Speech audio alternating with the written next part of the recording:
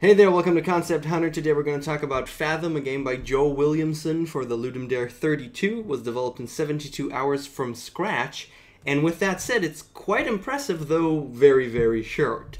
So let's just get started and see what he actually did here. And this is a standard platformer, kind of with the metroidvania feel of just getting more and more abilities as you go along, but the main mechanic is pretty interesting that we haven't really seen before. So move around WASD, jumping around, feels pretty good. The basics they work. And then use mouse to control bullets. So I am using the mouse here, and when I just click it, everything slows down by a ton.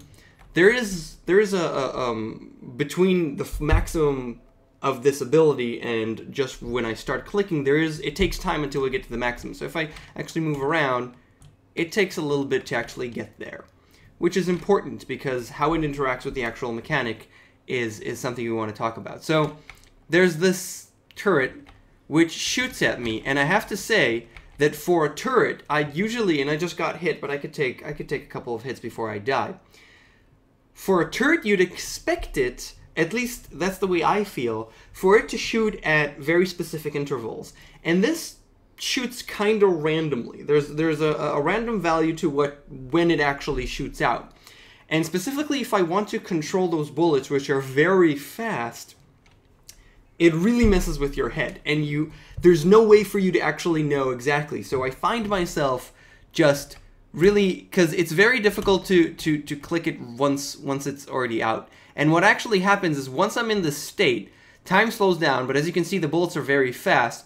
But if I actually go over them with my mouse and then let go, they actually go in the direction that I'm telling them to go. And obviously, if I redirect them at the turret dies, and then I can continue forward without it trying to shoot me. So this mechanic is pretty cool. First of all, it's pretty interesting. I like it. It's interesting, and you could do a lot with it continuing forward. But that's really the main thing that I want to talk about, the fact that these bullets are very random.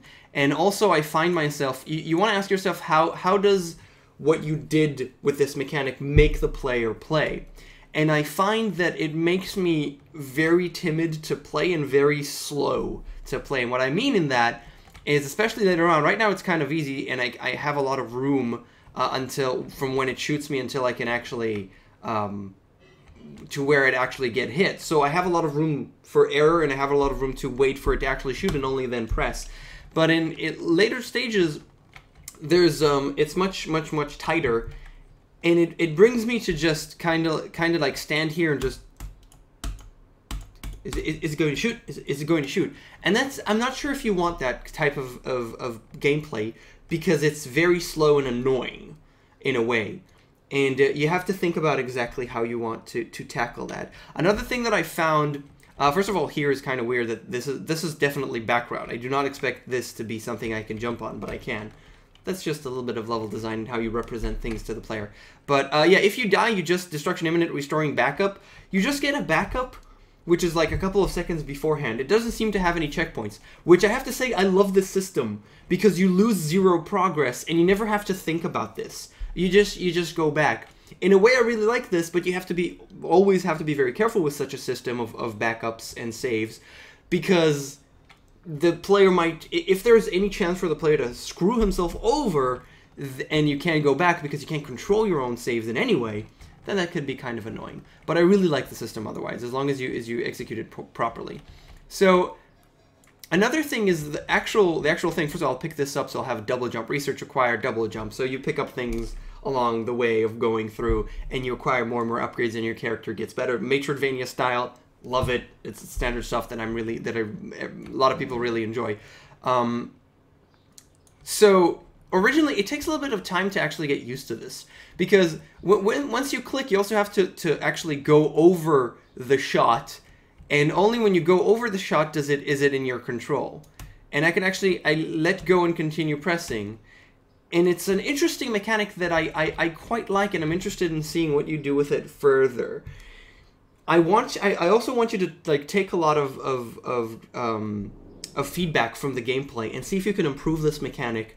I thought originally perhaps you'd want to have another button that puts you in this state, This is something you definitely need to try, I believe. Another thing that puts you in the state, such as, let's say, Q, if I hold Q, which is along the lines of me moving, or maybe the right mouse button, I hold the right button to enter the state, and then only if I actually click when I'm over a bullet and then redirect it and then let go, it gives me much more control, and it clicks much better in your head, I feel. So one button to enter that mode, and then with the mouse to actually go over these things and activate them and take control over those specific bullets. That might be a much better mechanic. Try it. I don't know for a fact. Try it. Now, we see a little bit of the progression that he already thought of, which in this case is just there's a shield which I can't penetrate, so I actually have to just get past here. And here, because there's so little, I'm actually just playing your game. I just want to divert them from myself. Basically, in this area, you just kind of, I just continue to just click here and hope that the bullets won't hit me, and you can hear me clicking, and I'm basically playing in slow-mo, and I'm just playing this platformer, supposedly skillful platformer in slow-mo, which makes the game really easy because it's hard for me to die, and very slow, and I'd say maybe even a little bit boring. In this case, there's so many stuff that could shoot me that I'd just rather play mostly in slow-mo, and it really slows down the entire gameplay. So there's a couple ways to counteract this, because the mechanic is cool. The way to counteract this is to just make sure that there is some kind of limit to what the player could do. So the standard stuff is a rechargeable energy. So I have, let's say, 5 or 6 seconds of slow, and if I run out, it goes back and it has to recharge fully. And if I don't completely finish that energy, then I could play with it a little, as long as I don't go all the way and use the full 6 seconds. And obviously, as you go along the game, you could increase that to 7 and 8 seconds and do more things that require you to move very slowly. So you could do quite a lot of things with this mechanic. As it is right now, because I have infinite, this is how I play right now. I'm waiting for it to shoot because, okay, there you go, it shot because it moves so quickly, and then I just move along. Other than that, there's this reach required, penetrated shield, and I can continue forward here and actually get more HP. There's no indicator for health, which I like, actually, because it's not, I don't feel that it's completely necessary, but you should consider adding that, in the sense of just having, you know, if I get hit, let's get hit once, let's get hit twice. If I get hit twice, I die. Or is it 3 times because I already got hit? I think it's 3 times now that I picked up the extra health. Or maybe it's 4 times because it was health plus plus. It seems I have 5 HP. I'm not sure if it's HP that if I get hit and then I wait a while, then it regenerates. That's what I thought originally, but it doesn't seem like that's true, which is odd. So I guess you could add just an HP bar and health pickups, or you could completely ignore that and have, if you just get hit a lot of times in a kind of like the FPS, how FPS do without HP, you just regenerate your health. It becomes very red, and if you're fine for a couple of seconds, you go back to full health. It's a decision. It depends on, it allows you to do different things with health pickups and different things with what kills you in the game. That's a decision that, you know, you have to play around with and think what you want to do. Usually it's just health. But yeah, I really like this. It's really nice. It's very short. It actually ends. There's not much for me to do here other than just get to the ending here. There is a nice little redirect here. Again, it doesn't shoot at proper intervals. I have to just, because it's random, I have to just hope that it'll be fine. There's this area, then there's this nice little area where it allows you to just have fun with a little bit of bullets because they shoot so much and there's so many of them. Then you just gotta kind of, come on, shoot at me, come on. It kind of shoots all over the place. And you just play around with it until, come on, come on. Come on. You go over there, you go over there. We should be fine. I don't want to die here.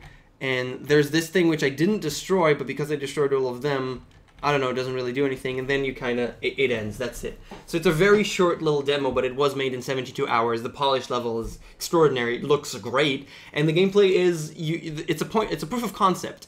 And he did say that he's going to continue working on it, which is why I'm so adamant about telling you everything that I could possibly think of right now. So I'm really looking forward to seeing more of this, and I wish you the best of luck. And that's it for Concept Art for today. Thank you so much for watching, and I'll see you guys next time. Bye.